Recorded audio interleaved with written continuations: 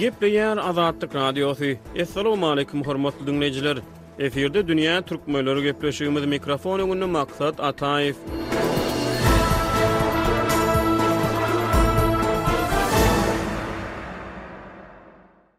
Pakistan häkimetleri oktýabryň başlaryna ýurtda bir kanun ýaşaýan 1,7 million gowrak daşary ýurtdynyň Pakistandan çykarylýanyny oglan etdi. Azatlyk Radiosynyň owgan gullugyna görä 13-nji noýabr içinde 300 000 gowrak Owganystany bu ýurdu terk etdi. Owganystanda da Pakistanda da etnik türkmenler kowçum bolup ýaşaýar. Dünya türkmenlerinin nowatdaky sany owgan bozgunlarynyň Pakistandan deportasiýa edilmegine we bu ýagdaýyň fonuny Sewitdäki etnik türkmenleriň meselelerini gönükdirýär. Biz bu tema boýunça söhbetdeşigi etnik türkmenlerden bolan Owganystanyň ýaşaýjysy Hafizullahny gepleşigimize çağırdyk. Pakistan bilen bir hatarda owgan bozgunlarynyň köplük bolup ýaşaýan ýurtlar bolan Iran we Türkiýe hem Owganystanlary ýurtdan çykarýar. 2021-nji ýylyň awgustyna Taliban toparynyň Kabulda häkimeti ele geçirmeginiň ýylyny 3,16 million gowrak Owganystany daşary ýurtlara gaçdy. 2,5 million gowrak Owganystanly 2 ýyl ozal goňşy Irana bosup çykdy. Halkara migrasiýa uramasyna görä häzirki wagtda 4,5 million gowrak Owgan Iranda ýaşaýar.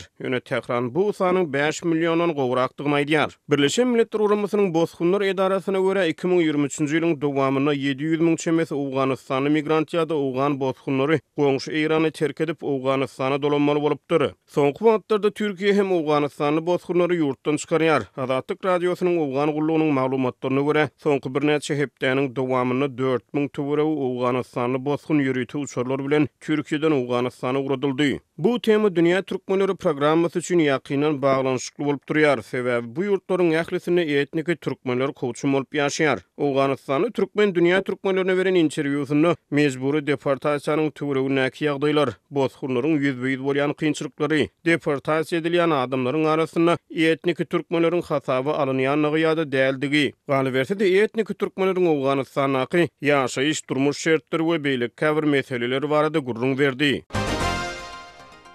Hafizullah gepleşigimize hoş geldiňiz. Assalamu alaykum. Sag bolun.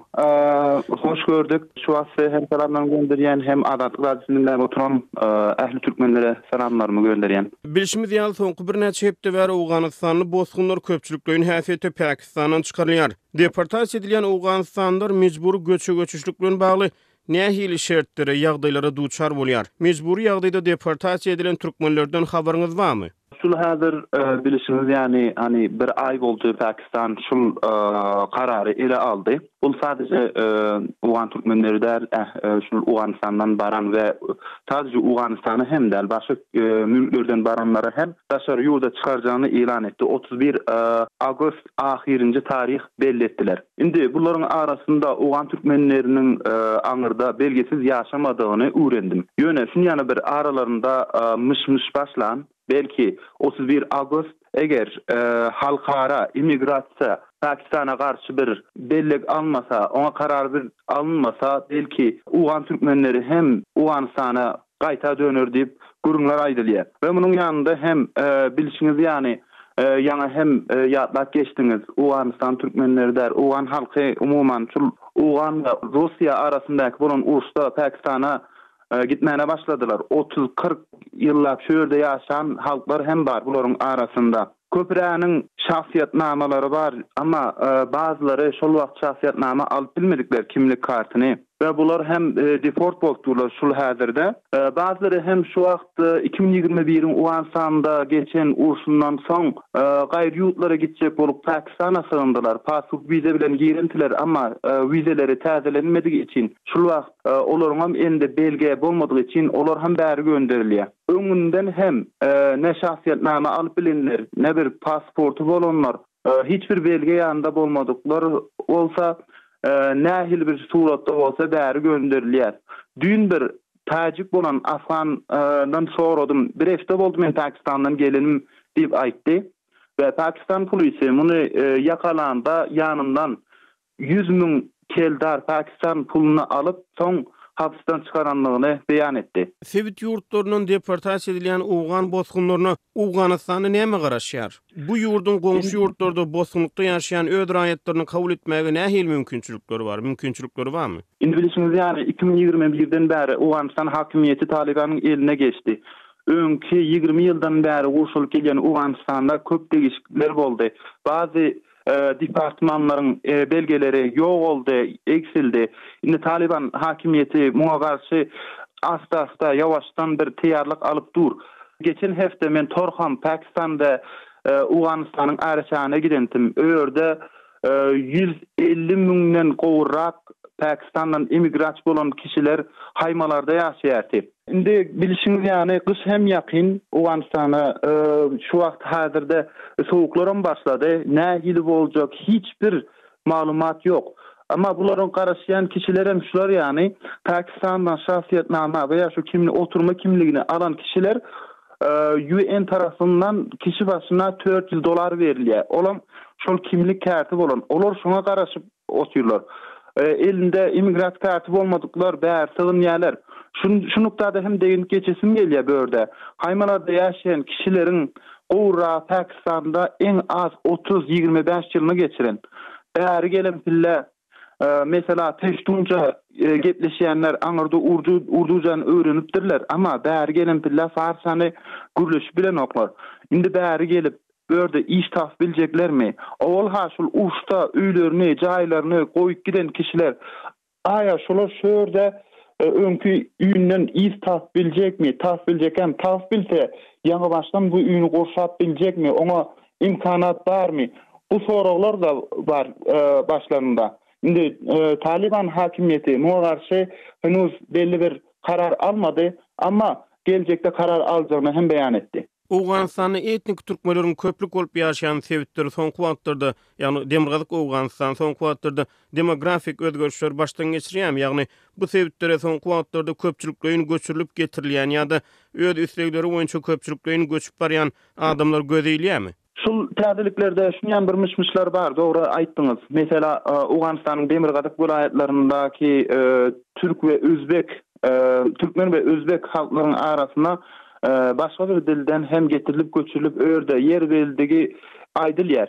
Şunu hem ýatmak geçeýin.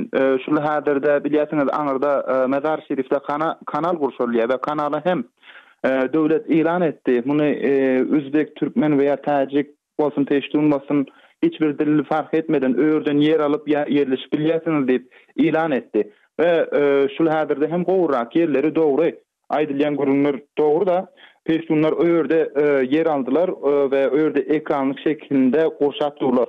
Owganistanyň etnik türkmenleriň meseleleri barada, anyk meseleleri barada umumy görüňsek, geçen ay biz bu tema boýunça aýry başga bir gepleşik taýýarlapdyk. O gepleşikde biziň Owganistanyň gürüňdeşimiz umumy ýagdaýlar barada gurrun berdi. Belki siziň hem bu barada käbir syýyn seljermeleriniz bardyr. Ilki bilen türkmenleriň ýaşaýan sebäplerini ilatyň durmuş ykdysady şertleri, iş mümkinçilikleri barada gurrun berip bermesiňiz? Owganistanyň taryhyna garamyzda bilýärsiňiz, Owganistanyň yerleşik türkmenleri hem bar. Türkmenistandan bäri geçen türkmenleri hem bar 100 ýylyň içerisinde. Indi bularyň arasynda geçen hakimiyetde döwletiň ýaşy bir yerine oturanlar bardy. Şu bilen hem görsek, yani bir şäheriň walysy bolsun veya hem de ýokary makamda oturan, hususan hem şu Jowzjan baz taraflarda wezife alan kişiler var.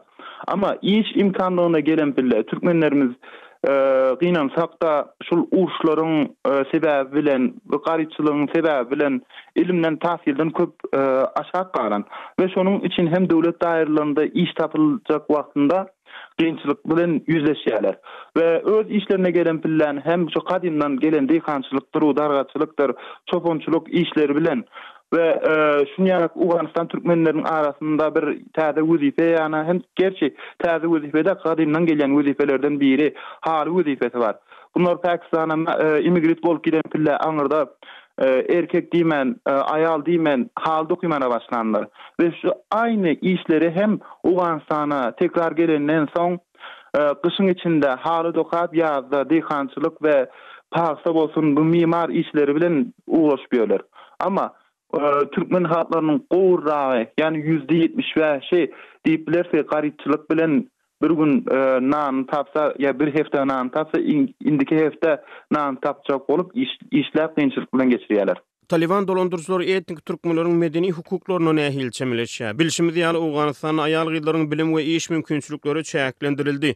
Ýöne dürli etnik toparlaryň şol sany etnik türkmenleriň medeni hukuklarynyň ýagdaýy nähili. Türkmen diline bilim berýän mektepler barmy? Geçen ýyl türkmen diline neşir edilen Göreş gazeti Talibanyň tapşyrygy boýunça öz işini bes etmeli boldy. Häzirki wagtda türkmen diline çap edilen gazet jurnal barmy? Owgan türkmenläriniň meselelerini gozgaýan türkmen dilli online neşirler barmy? Awa doğru aýtdyňyz. Göreş jeridesi Owganystanda gynansak da bir näçe ay 7 ay ýanak boldy neşiriyeden galdy. Döwlet tarapyndan neşiriýe girýäti.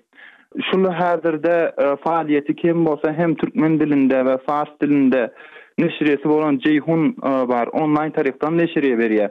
Ýöne türkmenleriň adyna ki Azatlyk Radiosu hem bu barada bir gepleşik geçirenti. Joýan welaýatynda türkmen dilinde bir radio ýaýlma berilýär. Aýal gyzlaryň barasynda aýsak hem biýanky owan aýal gyzlary, ýani türkmen aýal gyzlary hem okuwdan, ilimden mahrum galdy. 6-njy klasa kadar börde talim görüp bilýärler. Ýöne ondan ýokary hem Talibanyň emri bilen okap bilen oklar. Bilişimiz ýaly ýaňy Awganystanyň Günwatar sebeplerini Hırat welaýatyna ýyly-ýylyna ýertirmeler bolup geçdi. Häzirki wagtda şu sebeplerde şertler näýili? Bilişimiz ýaly adamlaryň arasyna wagtlaýyn başga sebeplere göçenler boldy. Wagtlaýyn çadyrlary geçenler boldy. Hırat welaýaty Türkmenistan bilen serhetleşýär. Bu ýertirmeleri Türkmenistanda hem duýulupdy. O gynansak da Owganystanda şuňan ýer depremi boldy we bu ýer depremi hem bir gaýta däl, iki gaýta däl. Şol başlanda bir günün içerisinde 6 deprem boldy. Ve bunun hem bir gün geçip yeni ertesi hem 2 deprem aynı gün boldy. Şu şekilde devam eden depremler öten hefte hem bir günün içerisinde Herat welaýatynda 3 gedek boldy aýdyldy. Köp ýokary däldi 3.5 şeklinde ölçenildi.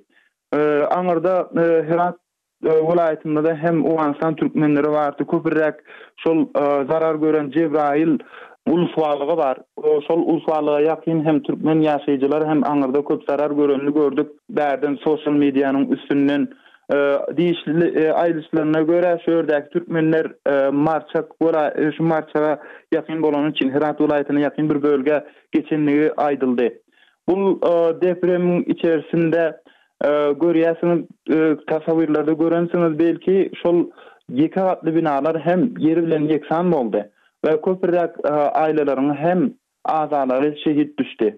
We Herat welaýatynda depremiň elinden gijeleri hal öýüne girip bilmän köçelerde seregiň üstünde ertirini geçirdiler. Indi çeni bilen Hafizullah şu Pakistan'daki deportasiya meselelerini yine bir gezek salgılansak, çeni bilen Pakistan'da yaşayan etnik türkmenleriň sany barada maglumat barmy? Dürlü çeşmelere göre dürlü sanlar hödürlenýär. Ýöne şu barada size näýli maglumat bar? Birimşe deportasiya edilen arasyna yine bir gezek gaýtalap anyklamak üçin soraýan türkmenlere duş geldiňizmi? Deportasiya edilen Awganystanly bozgunlaryň arasyna şol Torhama giden pillen Awganistan Pakistan araçana giden pillen men hem aktardym aralarynda bir türkmen barmy kadip köpürräge peştunja gürleşýänler çykdy. Aňyrda şol 30-25 ýyly şo ýerde geçirdiklerini aýtdylar. Ýöne Pakistandaky dostlar bilen gürleşdiğimde aňyrda olar hem gaýdyrmen, ýani şol Pakistanyň karary değişmese bularyň çykjagy aýdylýar.